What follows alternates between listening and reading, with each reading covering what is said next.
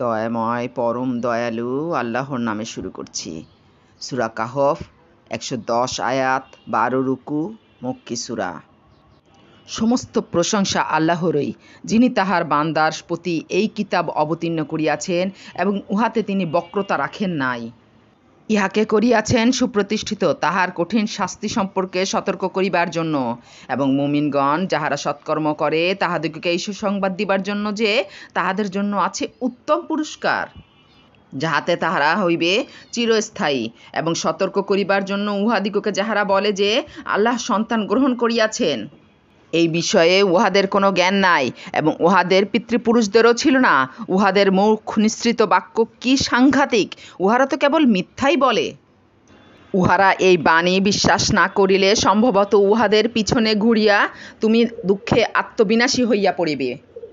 পৃথিবীর ওপর যাহা কিছু আছে আমি সেইগুলিকে উহার শোভা করিয়াছি, মানুষকে এই পরীক্ষা করিবার জন্য যে উহাদের মধ্যে কর্মে কে শ্রেষ্ঠ। উহার ওপর যাহা কিছু আছে তাহা অবশ্যই আমি উদ্ভিদশূন্য ময়দানে পরিণত করিব। তুমি কি মনে করো যে গুহা ও রাকিমের অধিবাসীরা আমার নির্দেশনাবলীর মধ্যে বিস্ময়কর?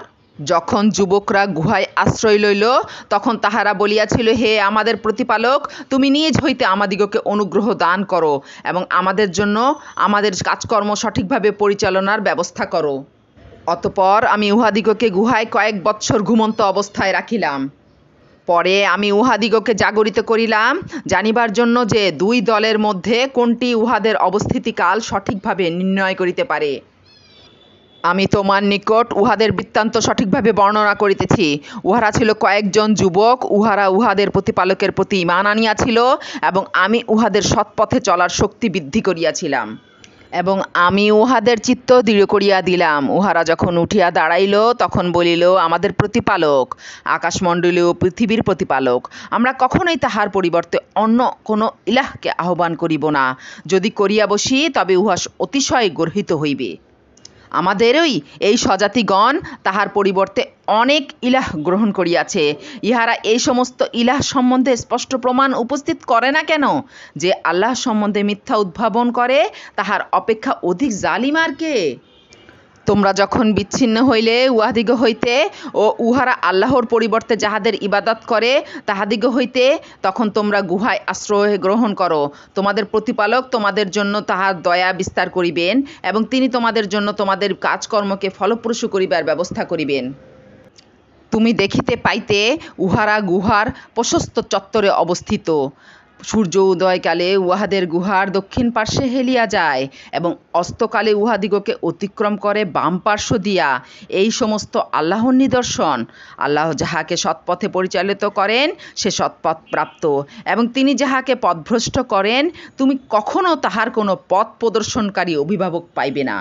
তুমি মনে করিতে উহারা জাগ্রত, কিন্তু উহারা ছিল নিদ্রিত।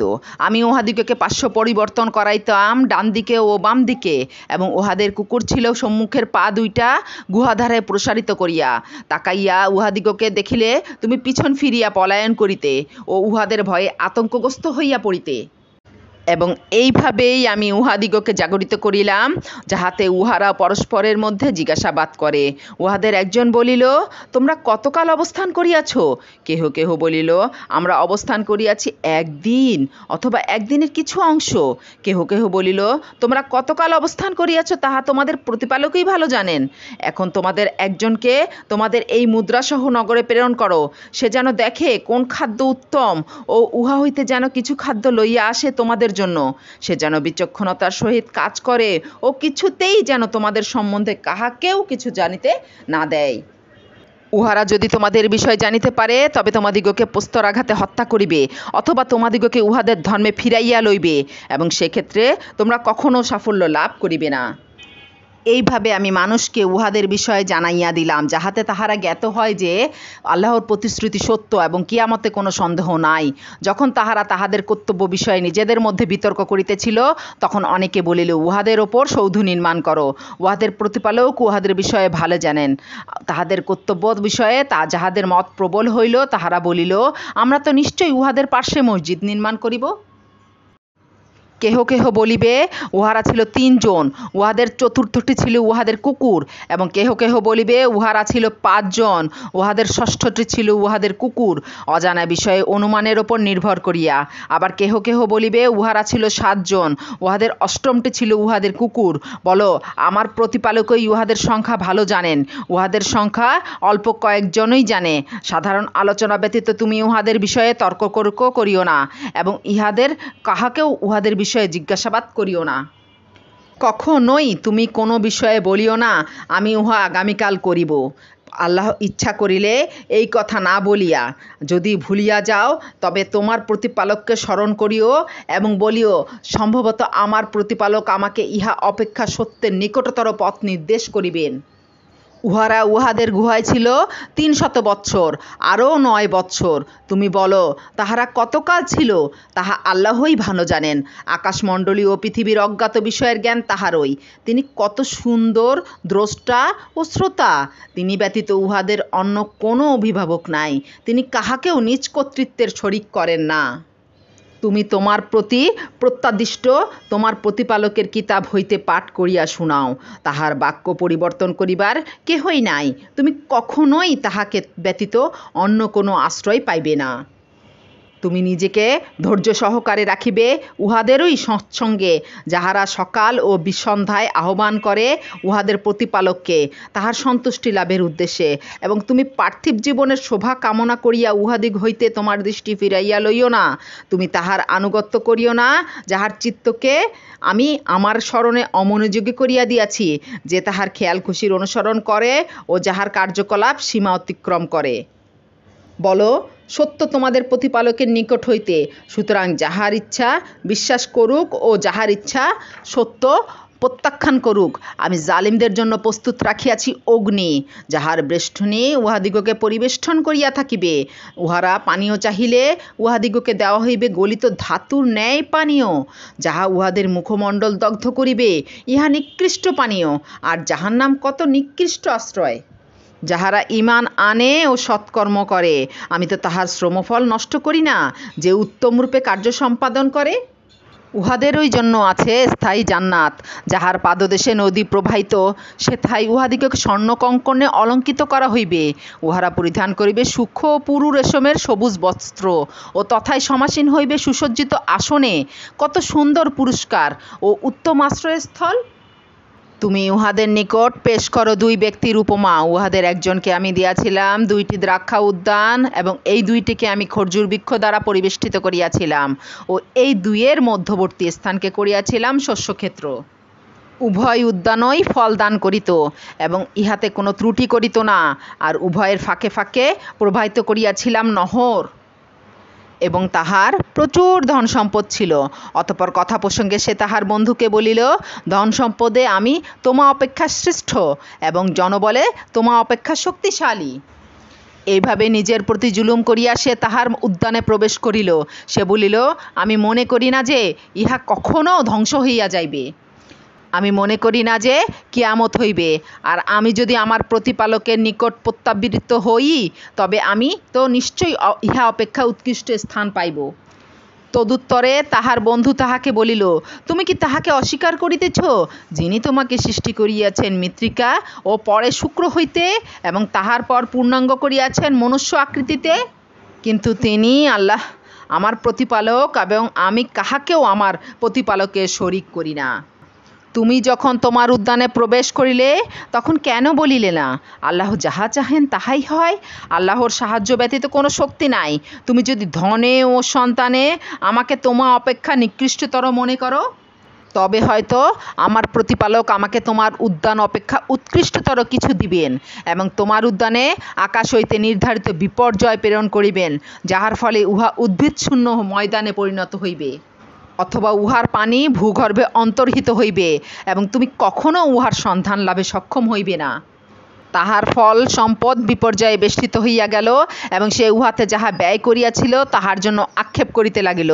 যখন উহা মাচানসহ ভূমিসাৎ হইয়া গেল, সে বলিতে লাগিল, হায়, আমি যদি কাহাকেও আমার প্রতিপালকের শরিক না করিতাম। আর আল্লাহ ব্যতীত তাহাকে সাহায্য করিবার কোনো লোকজন ছিল না, এবং সে নিজেও প্রতিকারে সমর্থ হইল না। এই ক্ষেত্রে কর্তৃত্ব আল্লাহরই, যিনি সত্য, পুরস্কার দানে ও পরিণাম নির্ধারণে তিনি শ্রেষ্ঠ। উহাদের নিকট পেশ করো উপমা পার্থিব জীবনের, ইহা পানির ন্যায়, যাহা আমি বর্ষণ করি আকাশ হইতে, যদ্বারা ভূমিজ উদ্ভিদ ঘন সন্নিবিষ্ট হইয়া উদ্গত হয়, অতঃপর উহা বিশুষ্ক হইয়া এমন চূর্ণ বিচূর্ণ হয় যে বাতাস উহাকে উড়াইয়া লইয়া যায়। আল্লাহ সর্ববিষয়ে সর্বশক্তিমান। ধনৈশ্বর্য ও সন্তান সন্ততি পার্থিব জীবনের শোভা এবং স্থায়ী সৎকর্ম তোমার প্রতিপালকের নিকট পুরস্কার প্রাপ্তির জন্য শ্রেষ্ঠ এবং কাঙ্ক্ষিত হিসেবেও উৎকৃষ্ট। স্মরণ করো, যেদিন আমি পর্বতমালাকে করিব সঞ্চালিত এবং তুমি পৃথিবীকে দেখিবে উন্মুক্ত প্রান্তর, সেদিন তাহাদের সকলকে আমি একত্র করিব এবং উহাদের কাহাকেও অব্যাহতি দিব না। এবং উহাদিগকে তোমার প্রতিপালকের নিকট উপস্থিত করা হইবে সারিবদ্ধভাবে, এবং বলা হইবে, তোমাদিগকে প্রথমবার যেভাবে সৃষ্টি করিয়াছিলাম সেভাবেই তোমরা আমার নিকট উপস্থিত হইয়াছ, অথচ তোমরা মনে করিতে যে তোমাদের জন্য প্রতিশ্রুত ক্ষণ আমি কখনো উপস্থিত করিব না। এবং উপস্থিত করা হইবে আমলনামা এবং উহাতে যাহা লিপিবদ্ধ আছে, তাহার কারণে তুমি অপরাধীগণকে দেখিবে আতঙ্কগ্রস্ত এবং উহারা বলিবে, হায় দুর্ভাগ্য আমাদের, ইহা কেমন গ্রন্থ যে উহা তো ছোট বড় কিছুই বাদ দেয় নাই, বরং উহা সমস্ত হিসাব রাখিয়াছে। উহারা উহাদের কৃতকর্ম সম্মুখে উপস্থিত পাইবে। তোমার প্রতিপালক কাহারও প্রতি জুলুম করেন না। এবং স্মরণ করো, আমি যখন ফিরিস্তাগণকে বলিয়াছিলাম আদমের প্রতি সিজদা করো, তখন তাহারা সকলেই সিজদা করিল ইবলিস ব্যতীত, সে জিনদের একজন। সে তাহার প্রতিপালকের আদেশ অমান্য করিল। তবে কি তোমরা আমার পরিবর্তে উহাকে এবং উহার বংশধরকে অভিভাবক রূপে গ্রহণ করিতেছ? উহারা তো তোমাদের শত্রু। জালিমদের এই বিনিময় কত নিকৃষ্ট! আকাশমণ্ডলীর ও পৃথিবীর সৃষ্টিকালে আমি উহাদিগকে ডাকি নাই, এবং উহাদের সৃজনকালেও নহে। আমি বিভ্রান্তিকারীদিগকে সাহায্যকারী রূপে গ্রহণ করিবার নহি। এবং সেই দিনের কথা স্মরণ করো, যেদিন তিনি বলিবেন, তোমরা তো যাহাদিগকে আমার শরিক মনে করিতে তাহাদিগকে আহ্বান করো। উহারা তখন তাহাদিগকে আহ্বান করিবে, কিন্তু তাহারা উহাদের আহ্বানে সাড়া দিবে না, এবং উহাদের উভয়ের মধ্যস্থলে রাখিয়া দিব এক ধ্বংস গহ্বর। অপরাধীরা আগুন দেখিয়া বুঝিবে যে উহারা তথায় পতিত হইতেছে, এবং উহারা উহা হইতে কোনো পরিত্রাণের স্থল পাইবে না। আমি মানুষের জন্য এই কুরআনে বিভিন্ন উপমার দ্বারা আমার বাণী বিশদভাবে বর্ণনা করিয়াছি। মানুষ অধিকাংশ ব্যাপারেই বিতর্কপ্রিয়। যখন উহাদের নিকট পথ নির্দেশ আসে, তখন মানুষকে ঈমান আনা এবং তাহাদের প্রতিপালকের নিকট ক্ষমা প্রার্থনা করা হইতে বিরত রাখে, কেবল ইহা যে তাহাদের নিকট পূর্ববর্তীদের বেলায় অনুসৃত রীতি আসুক অথবা আসুক তাহাদের নিকট সরাসরি আযাব। আমি কেবল সুসংবাদদাতা ও সতর্ককারী রূপেই রাসূলগণকে পাঠাইয়া থাকি, কিন্তু কাফিরগণ মিথ্যা অবলম্বনে বিতণ্ডা করে, উহা দ্বারা সত্যকে ব্যর্থ করিয়া দিবার জন্য, এবং আমার নির্দেশনাবলী ও যদ্বারা উহাদিগকে সতর্ক করা হইয়াছে সেই সমস্তকে উহারা বিদ্রূপের সব বিষয়রূপে গ্রহণ করিয়া থাকে। কোনো ব্যক্তিকে তাহার প্রতিপালকের নির্দেশনাবলী স্মরণ করিয়া দেওয়ার পরও সে যদি উহা হইতে মুখ ফিরাইয়া লয় এবং তাহার কৃতকর্মসমূহ ভুলিয়া যায়, তবে তাহার অপেক্ষা অধিক জালিম আর কে? আমি উহাদের অন্তরের ওপর আবরণ দিয়াছি, যেন উহারা কুরআন বুঝিতে না পারে, এবং উহাদের কানে বধিরতা আটিয়া দিয়াছি। তুমি উহাদিগকে সৎপথে আহ্বান করিলেও উহারা কখনও সৎপথে আসিবে না। এবং তোমার প্রতিপালক পরম ক্ষমাশীল, দয়াবান। উহাদের কৃতকর্মের জন্য যদি তিনি উহাদিগকে পাকড়াও করিতে চাহেন, তবে তিনি অবশ্যই উহাদের শাস্তি ত্বরান্বিত করিতেন, কিন্তু উহাদের জন্য রহিয়াছে এক প্রতিশ্রুত মুহূর্ত, যাহা হইতে উহারা কখনোই কোনো আশ্রয়স্থল পাইবে না। ওই সব জনপদ উহাদের অধিবাসীবৃন্দকে আমি ধ্বংস করিয়াছিলাম যখন উহারা সীমা লঙ্ঘন করিয়াছিল, এবং উহাদের ধ্বংসের জন্য আমি স্থির করিয়াছিলাম এক নির্দিষ্ট ক্ষণ। স্মরণ করো, যখন মূসা তাহার সঙ্গীকে বলিয়াছিল, দুই সমুদ্রের সঙ্গম স্থলে না পৌঁছিয়া আমি থামিব না, অথবা আমি যুগ যুগ ধরিয়া চলিতে থাকিব। উহারা উভয়ে যখন দুই সমুদ্রের সঙ্গম স্থলে পৌঁছিল, উহারা নিজেদের মৎস্যের কথা ভুলিয়া গেল। উহা সুরঙ্গের মতো নিজের পথ করিয়া সমুদ্রে নামিয়া গেল। যখন উহারা আরও অগ্রসর হইল, মূসা তাহার সঙ্গীকে বলিল, আমাদের প্রাতরাশ আনো, আমরা তো আমাদের এই সফরে ক্লান্ত হইয়া পড়িয়াছি। সে বলিল, আপনি কি লক্ষ্য করিয়াছেন, আমরা যখন শিলাখণ্ডে বিশ্রাম করিতেছিলাম তখন আমি মৎস্যের কথা ভুলিয়া গিয়াছিলাম। শয়তানই উহার কথা বলিতে আমাকে ভুলাইয়া দিয়াছিল। মৎস্যটি আশ্চর্যজনকভাবে নিজের পথ করিয়া নামিয়া গেল সমুদ্রে। মূসা বলিল, আমরা তো সেই স্থানটিরই অনুসন্ধান করিতেছিলাম। অতঃপর উহারা নিজেদের পদচিহ্ন ধরিয়া ফিরিয়া চলিল। অতঃপর উহারা সাক্ষাৎ পাইল আমার বান্দাদের মধ্যে একজনের, যাহাকে আমি আমার নিকট হইতে অনুগ্রহ দান করিয়াছিলাম ও আমার নিকট হইতে শিক্ষা দিয়াছিলাম এক বিশেষ জ্ঞান। মুসা তাহাকে বলিল, সত্য পথের যে জ্ঞান আপনাকে দান করা হইয়াছে তাহা হইতে আমাকে শিক্ষা দিবেন, এই শর্তে আমি আপনার অনুসরণ করিব কি? সে বলিল, আপনি কিছুতেই আমার সঙ্গে ধৈর্য ধারণ করিয়া থাকিতে পারিবেন না। যে বিষয় আপনার জ্ঞানায়ত্ত নহে সে বিষয়ে আপনি ধৈর্য ধারণ করিবেন কেমন করিয়া? মুসা বলিল, আল্লাহ চাহিলে আপনি আমাকে ধৈর্যশীল পাইবেন এবং আপনার কোনো আদেশ আমি অমান্য করিব না। সে বলিল, আচ্ছা, আপনি যদি আমার অনুসরণ করিবেনই তবে কোনো বিষয়ে আমাকে প্রশ্ন করিবেন না, যতক্ষণ না আমি সে সম্বন্ধে আপনাকে কিছু বলি। অতঃপর উভয়ে চলিতে লাগিল। পরে যখন উহারা নৌকায় আরোহণ করিল তখন সে উহা বিদীর্ণ করিয়া দিল। মুসা বলিল, আপনি কি আরোহীদিগকে নিমজ্জিত করিয়া দিবার জন্য উহা বিদীর্ণ করিলেন? আপনি তো এক গুরুতর অন্যায় কাজ করিলেন। সে বলিল, আমি কি বলি নাই যে আপনি আমার সঙ্গে কিছুতেই ধৈর্য ধারণ করিতে পারিবেন না? মুসা বলিল, আমার ভুলের জন্য আমাকে অপরাধী করিবেন না ও আমার ব্যাপারে অত্যধিক কঠোরতা অবলম্বন করিবেন না। অতঃপর উভয়ে চলিতে লাগিল। চলিতে চলিতে উহাদের সহিত এক বালকের সাক্ষাৎ হইলে সে উহাকে হত্যা করিল। তখন মুসা বলিল, আপনি কি এক নিষ্পাপ জীবন নাশ করিলেন হত্যার অপরাধ ছাড়াই? আপনি তো এক গুরুতর অন্যায় কাজ করিলেন। সে বলিল, আমি কি আপনাকে বলি নাই যে আপনি আমার সঙ্গে কিছুতেই ধৈর্য ধারণ করিতে পারিবেন না? মুসা বলিল, ইহার পর যদি আমি আপনাকে কোনো বিষয়ে জিজ্ঞাসা করি তবে আপনি আমাকে সঙ্গে রাখিবেন না, আমার ওজর আপত্তির চূড়ান্ত হইয়াছে। অতঃপর উভয়ে চলিতে লাগিল। চলিতে চলিতে উহারা এক জনপদের অধিবাসীদের নিকট পৌঁছিয়া তাহাদের নিকট খাদ্য চাহিল, কিন্তু তাহারা তাহাদের মেহমানদারি করিতে অস্বীকার করিল। অতঃপর তথায় তাহারা এক পতনোন্মুখ প্রাচীর দেখতে পাইল এবং সে উহাকে সুদৃঢ় করিয়া দিল। মুসা বলিল, আপনি তো ইচ্ছা করিলে ইহার জন্য পারিশ্রমিক গ্রহণ করিতে পারিতেন। সে বলিল, এইখানেই আপনার এবং আমার মধ্যে সম্পর্কচ্ছেদ হইল। যে বিষয়ে আপনি ধৈর্য ধারণ করিতে পারেন নাই আমি তাহার তাৎপর্য ব্যাখ্যা করিতেছি। নৌকাটির ব্যাপার ইহা ছিল কতিপয় দরিদ্র ব্যক্তির, উহারা সমুদ্রে জীবিকা অন্বেষণ করিত। আমি ইচ্ছা করিলাম নৌকাটিকে ত্রুটিযুক্ত করিতে, কারণ উহাদের পশ্চাতে ছিল এক রাজা, যে বল প্রয়োগে নৌকা সকল ছিনাইয়া লইত। আর কিশোরটি, তাহার পিতামাতা ছিল মুমিন। আমি আশঙ্কা করিলাম যে সে বিদ্রোহাচরণ ও কুফুরির দ্বারা উহাদিগকে বিব্রত করিবে। অতঃপর আমি চাহিলাম যে উহাদের প্রতিপালক যেন উহাদিগকে উহার পরিবর্তে এক সন্তান দান করেন, যে হইবে পবিত্রতায় মহত্তর ও ভক্তি ভালোবাসায় ঘনিষ্ঠতর। আর ওই প্রাচীরটি ইহা ছিল নগরবাসী দুই পিতৃহীন কিশোরের। ইহার নিম্নদেশে আছে উহাদের গুপ্ত ধন এবং উহাদের পিতা ছিল সৎকর্মপরায়ণ। সুতরাং আপনার প্রতিপালক দয়াপরবশ হইয়া ইচ্ছা করিলেন যে উহারা বয়প্রাপ্ত হউক এবং উহারা উহাদের ধন ভাণ্ডার উদ্ধার করুক। আমি নিজ হইতে কিছু করি নাই। আপনি যে বিষয়ে ধৈর্য ধারণে অপারগ হইয়াছিলেন ইহাই তাহার ব্যাখ্যা। উহারা তোমাকে জুলকারনায়ন সম্বন্ধে জিজ্ঞাসা করে, বলো, আমি তোমাদের নিকট তাহার বিষয়ে বর্ণনা করিব। আমি তো তাহাকে পৃথিবীতে কর্তৃত্ব দিয়াছিলাম এবং প্রত্যেক বিষয়ের উপায় উপকরণ দান করিয়াছিলাম।